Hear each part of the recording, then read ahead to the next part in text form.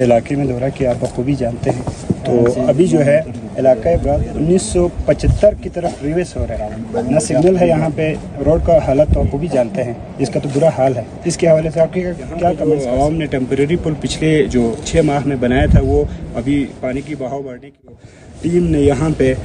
فوری اپنی جیب سے فنڈ رکھے اس علاقے کے عوام کی مسائل کو دیکھتے ہوئے یہاں پہ ایک ایمرجنسی فوڈ ڈیلیوری اور میں ہوں کوثر چاند شگری۔ ہم اس وقت موجود ہے وہ تو بلاک پر، اور ہمارے ساتھ موجود ہے قانون ساز اسمبلی کے جو ممبر رہا ہے عمران ندیم شگری صاحب ہمارے ساتھ موجود ہے۔ اس کے علاوہ ہمارے ساتھ جو ہے برالدو کا جو یوتھ اور وفد ہمارے ساتھ موجود ہے، تو ہم جناب عمران ندیم صاحب سے گفتگو کرتے ہیں کہ اس علاقے کے حوالے سے اور ان کا دورہ کیسا رہا اس علاقے میں، تو ہم عمران ندیم صاحب سے گفتگو کرتے ہیں۔ السلام علیکم سر۔ السلام علیکم جی، بہت شکریہ آپ کا، آپ نے ٹائم دیا اور آپ کی وساطت سے میں کچھ باتیں، ایک تو یہ ہے کہ میں برالدو کے تمام عوام خصوصاً یوتھ کا شکریہ ادا کرنا چاہتا ہوں کہ انہوں نے میرے یہاں آنے پہ بہت حوصلہ افزائی کیا۔ پھر یہاں پہنچا تو آپ کو پتہ ہے کہ یہ روڈ جو ہے جغرافیکلی بہت ڈیفیکلٹ ایریا ہے،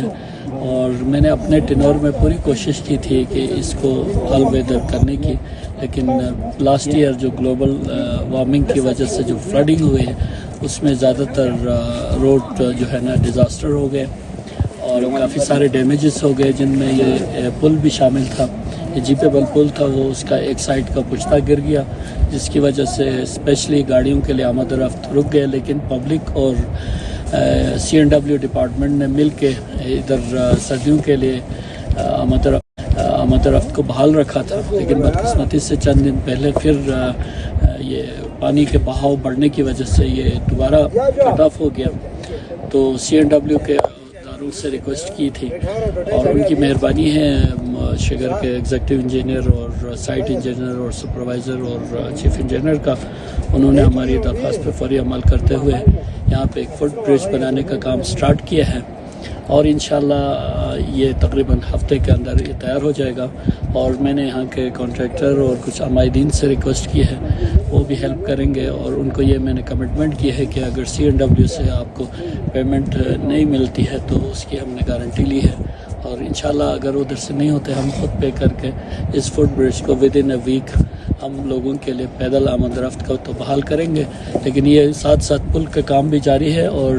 CNW سے میں دوبارہ ریکویسٹ کروں گا کہ اس پہ کام پہ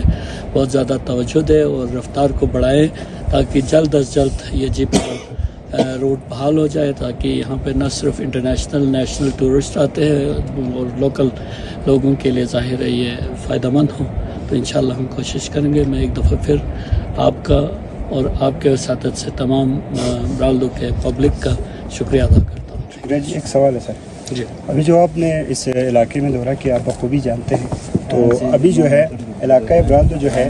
1975 کی طرف ریویس ہو رہا ہے، نہ سگنل ہے یہاں پہ، روڈ کا حالت تو آپ بخوبی جانتے ہیں، اس کا تو برا حال ہے۔ اس کے حوالے سے آپ کی کیا کمنٹس کر سکتے ہیں؟ روڈ کا تو میں نے آپ کو بتایا کہ یہ گزشتہ جو 4-5 سال میں شاید اس پہ کنسنٹریشن ڈپارٹمنٹ کی یا جو بھی وجوہات ہو سکتی ہے وہ آپ لوگ بہتر جانتے ہیں، اس کی وجہ سے یہ